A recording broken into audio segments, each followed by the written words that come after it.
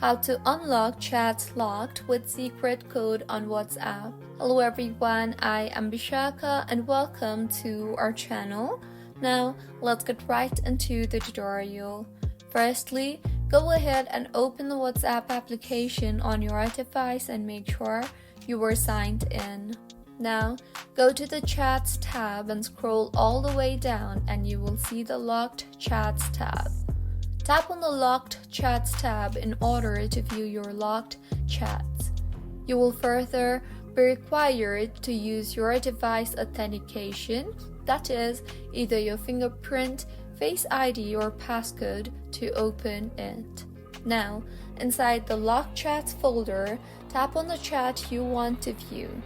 You can now send messages or unlock the locked chat permanently if needed by swiping towards the left of your screen and further tapping on the three dots and then tapping on the unlock chat option.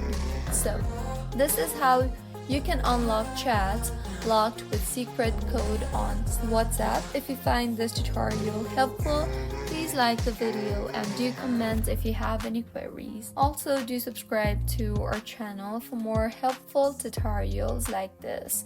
See you on the next one.